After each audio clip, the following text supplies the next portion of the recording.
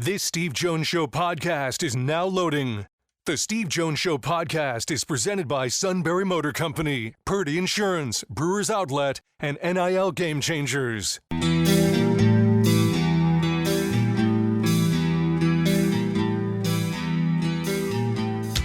Bringing you an in-depth look at Penn State sports and more. This is the Steve Jones Show on News Radio 1070 WKOK.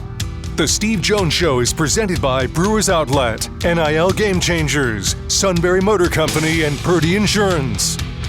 Now from the Sunbury Motor Studio, here's Steve Jones. So Bezos is now third, Todd? He's third. All right. I mean, no offense, but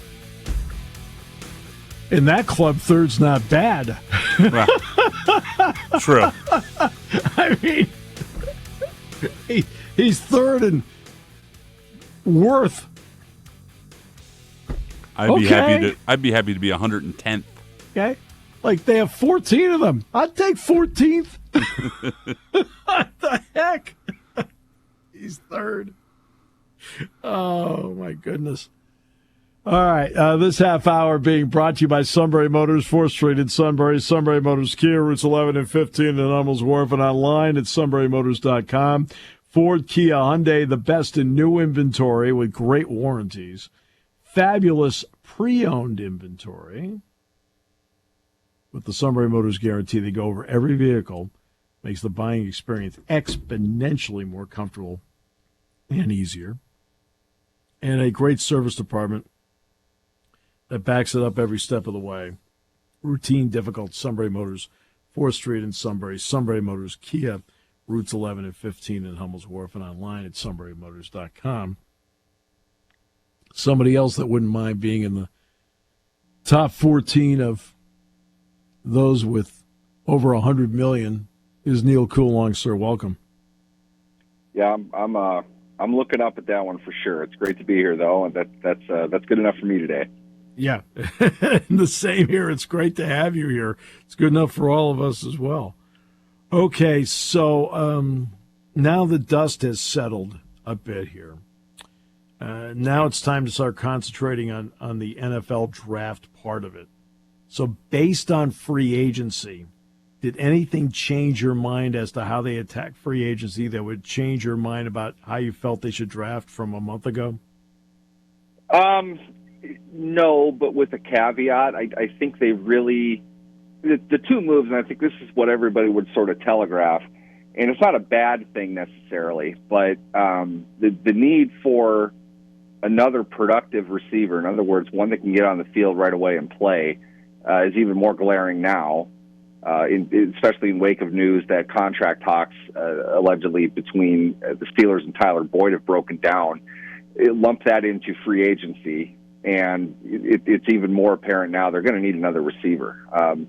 Deontay Johnson, for all of his flaws, is a 140-plus target-a-year guy.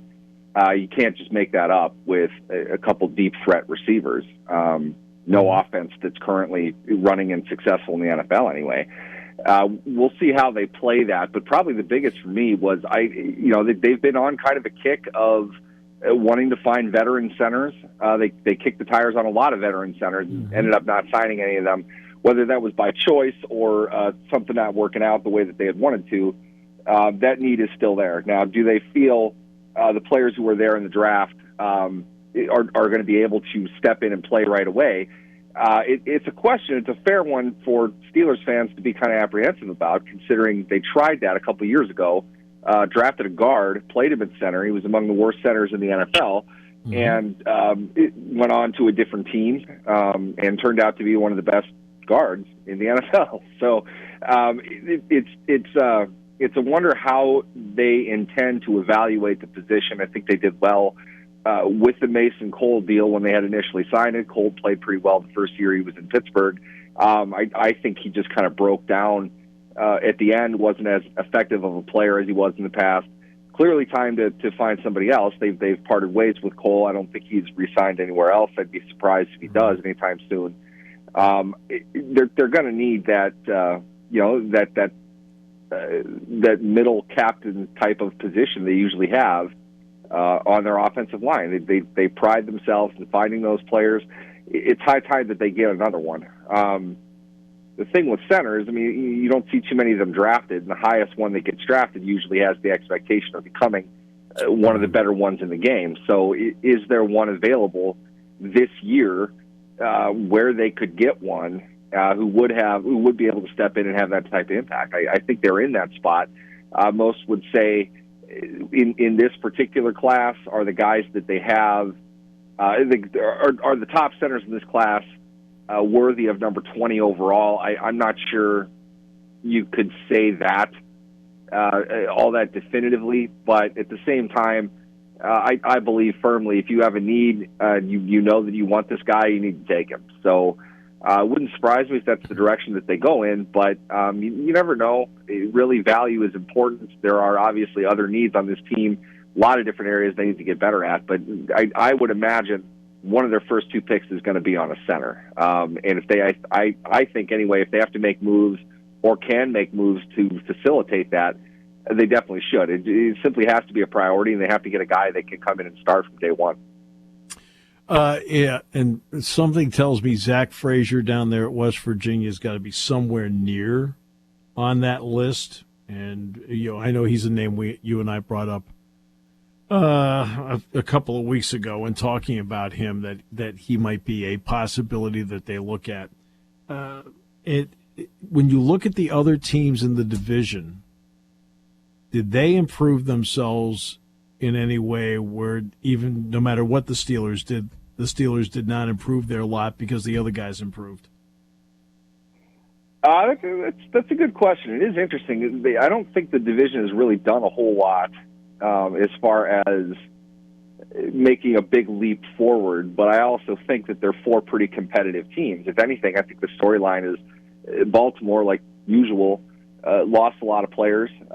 They will draft the equivalent or better of those players with the comp picks that they'll get in 2 years like they usually do, and they'll be back on top again, even if they have a down year this year. The strategy works out well for them. They bet heavily on themselves to draft well, especially in the middle rounds. That's really been the root of their success.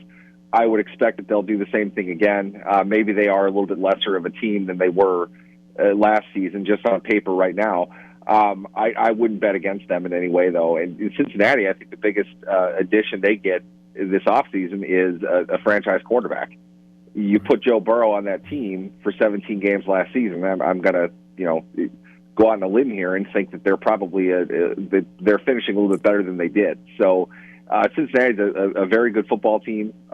Obviously, a step away from a Super Bowl. They should be very competitive in the AFC again.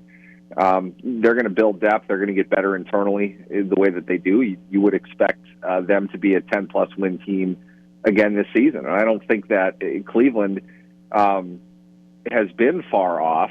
And I've gone on record on this show many times saying how good Cleveland is going to be and have that turn out not to be the case necessarily. So I don't want to put myself out there again. But for the sixth year in a row, they have all the elements in place to be able to win football games. And they should have a starting quarterback not named Joe Flacco who should be able to kind of earn the paycheck that he's getting and play some decent football. We haven't seen a whole lot of that from Deshaun Watson at this point, but this is really make or break for him. I would hope he took his offseason seriously, can stay healthy and be able to get out and contribute to what should be, again, one of the better rosters in football. Now, we'll see how all that comes to pass. Another year goes by, injuries mount up.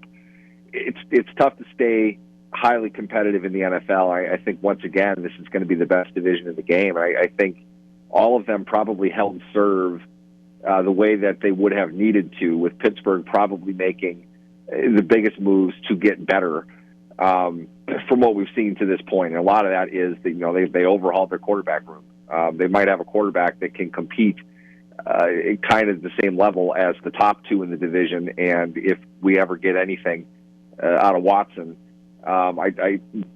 again, you're looking at the best division overall in the game. All right. Exactly. In the NFC, let's take one team NFC, one team AFC. Which team in the NFC may have improved themselves the most in the free agency portion of it, and which team in the AFC may have improved themselves the most in the free agency portion? Oh, it's put me on the spot for sure. I know it's going to take some thought to go through because you're probably trying to run through teams as to what they did, right? Yeah, I'm matching everybody up, and you typically don't want to just say best guys went to this team. It's a match, it's what a team needed to have. I like what the Jets did. They added their offensive line. That has to be a big thing. I mean, all the numerous problems that the Jets have had over the years, they're getting that quarterback again this year, and we're assuming he's going to make it more than 4 plays this year. You develop more depth at the tackle spot that they've tried everything they could possibly think of to have a cohesive and working offensive line. It just simply hasn't worked. I would like to point out that in the 4 snaps that Rodgers took, he was pressured on 2 of them, including the ones that he got injured on. So clearly that was a priority for them, but it's otherwise a very good football team. You definitely see a lot of the components that you would see with a high-level championship type of team. If they get run out of Aaron Rodgers, which is, I think, the biggest question this offseason, same way it was last year, you expect to see a team that can compete in a division that's pretty good at the top, and they should be able to throw punches in a very competitive AFC.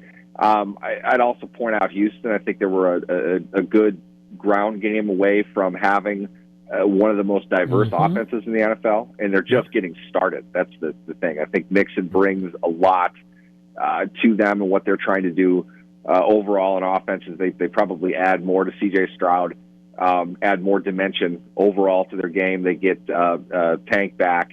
They'll be able to probably do a bit more than they had, and they're not going to be the upstart team anymore. So for them, the additions of like Danielle Hunter, you're getting a lot out of them defensively already with what they have, the development of Will Anderson. There are a lot of things to like with Houston. I think their offseason probably complemented their needs better than anybody else. That's a dangerous team. Again, in what really seems like the AFC's got most of the talent now. I don't think we've seen it or felt it at least be as unbalanced as it seems to be going into this draft. Let me ask you about Snead moving over to Tennessee. You know how highly I think of Brett Veach. But I found that to be, and I know money comes into play, so I've got it. But it seemed like a curious move with a guy I think is a terrific player at a position that you need. Yeah, it kind of seems like maybe there's something there we don't know about. I'm not suggesting anything criminal or anything like that. Right.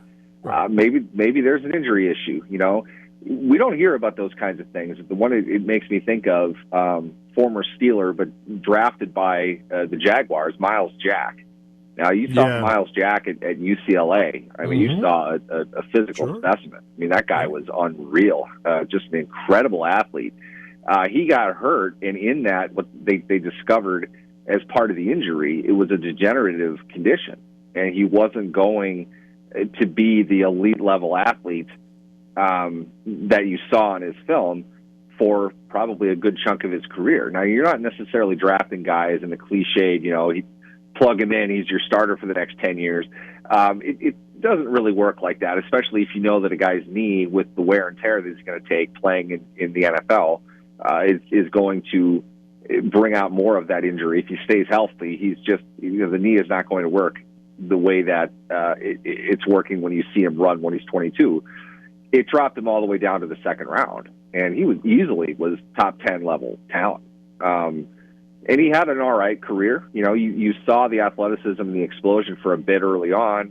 He even got an extension out of it, but toward the end, it was obvious that he's surviving more on instinct than anything else. Maybe Kansas City knows something about Snead. I mean, I don't want to act as if I'm passing along inside information, but I agree with you. He's a great player, and he really didn't sign like a monster contract. Definitely a very good one up there in the market. He only got $1 million more than Jalen Johnson got with Chicago. I might have put Snead a little bit higher than that in terms of value. If that's all the more that they had to pay when he's on the franchise tag, and Kansas City is having a tough time signing him to an extension of their own. It makes you wonder why they didn't. I understand everyone talks about the salary cap position with Kansas City all the time. I'm not sure it's that bad that you couldn't sign a rising superstar level player at a marquee position. Now, you might say maybe their interpretation is they got him in the 4th round. They can find him again. For me, the cornerbacks, I wouldn't want to gamble like that, but I can see why some teams do it, because at the end of the day, there are only so many good ones, and there are a lot that are going to be available in free agency for far less cost than what the top ones are going to make. So if that's their strategy, okay. I mean, I can see what they're trying to do, but they put more and more on Patrick Mahomes every year, and I get that they keep winning Super Bowls, but that's a tough gamble. It's a tough gamble for a defense that unfortunately did not get nearly as much recognition for the job that they just did in the playoffs and the regular season. They won that Super Bowl. Mahomes was good, like he always is, but he was it. That's really all they had. Their defense made stop after stop, play after play. They have rings because of their defense this year, and to dent into that, even with paying Chris Jones, which may have been ultimately the problem, how much cash they have to give out for Snead. Maybe they just couldn't handle that. But that's a tough hit to take, especially when you already committed 17, 18 to the tag for him. You would have paid less up front this season to have locked him in. Yeah, no, and I just found it to be interesting, found it to be curious. Also interesting and curious was the move of Reddick from the Eagles to the Jets. What was your thought on that one? My knee-jerk reaction was rent a player. When you get into situations, it's funny that it's the Jets and Roseman making that deal, because Roseman loves to rent a player. It's funny to see the gate swing that way, but I think the Jets are in a situation where you don't know how well this is moving. There are reports going out that unfortunately NFL employees have to apologize for later on, that the general manager and the head coach and the owner are yelling at each other outside of a league function, a league event. Maybe tensions are getting high. They've made exactly nothing on the Aaron Rodgers deal. This was funny that I just saw right before you guys called. In fact, Aaron Rodgers made $81.14 through the performance-based pay system. That's the money that he earned by playing 4 snaps this season. His regular contract is worth far more than that, but because he didn't play, he was given this extra money. Point is, it's a financial quagmire in New York. They have all kinds of expectations tied into this. You can see the pressure there, and I think maybe they're just saying, look, we have the dudes here. We have guys that can play. I don't know how many draft picks we need. This is one spot we need filled by a guy that can definitely fill what we're doing. Go get him. Let's just take him. We'll spend a little bit more money. We don't get this draft pick, but that's fine because we've got this guy. Maybe he's somebody that we can sign long-term beyond this season, because that's really what it is with Reddick. It's an extension situation. Maybe they want to commit to him. Maybe they're just going to make him play it out. But he's a guy who's going to fill a big need for a team that is going to be explosive as far as defending the pass goes. And when you're playing Miami, when you're playing Buffalo, you could see why they would want to get a player like that. And Philadelphia, I think, wants to, not to use the R word, rebuild everything, but they're going to want some more draft capital because they chased after, the rent players in trying to get to the championship, and things didn't really work out for them last year. In fact, whatever it is that happened to them last year is still beyond description in my mind. Trying to bring in some new guys and sort of reset, reacclimate, the veterans along with the younger guys that they have to the direction they want to go in makes sense. So I can see it, but I don't think it's so much the Eagles wanting to get rid of him as much as it is we can get over value for him because this team has a specific need to get this player, and we wouldn't see him until the Super Bowl, even if we did. Right. Interesting, as always. Neal, right? As far as we're concerned, it was a $100 million performance. You bet. I'm telling my accountant. You guys can just forward that on over, and we'll see you in Miami. Yeah, and our accountant, who works, by the way, for the accounting firm Dewey, Cheatham and Howe, you're gonna love working with him. Fantastic. Thanks for having me, guys. Thanks, Neal. Neal Coolong. We'll come back. More in a moment. This half hour brought to you by Sunbury Motors. 4th Street in Sunbury. Sunbury Motors Kia. Routes 11 and 15 in Hummel's Wharf. And online at sunburymotors.com. On News Radio 1070 WKOK. Spring has sprung, and it's time to dust off those insurance policies. For over 100 years, the Purdy Insurance Agency has been protecting families and businesses of the greater Susquehanna Valley and beyond. With the experience of our trained and knowledgeable staff, you can rest assured that your needs will be evaluated and met by some of the industry's best representatives. No matter what your insurance needs are, call Purdy Insurance today at 570-286-5855 or visit our website at purdyinsurance.com to see what we can do for you. Party time, game time, or just fun time. Doesn't matter what time it is because it's Brewers Outlet time. The Beverage Supermarket has the area's largest beer selection. Imports, microbrews, ciders, and domestics. Pick from over 100 ice-cold 12-packs and dozens of 24-ounce singles. Soda, snacks, hot sauces, fresh roasted peanuts. Make it one-stop party shopping, and don't forget the pickle bar. So whatever you're celebrating or just doing it up, Brewers Outlet, Reagan Street, Sunbury wants to see you. And thank you for your years of patronage.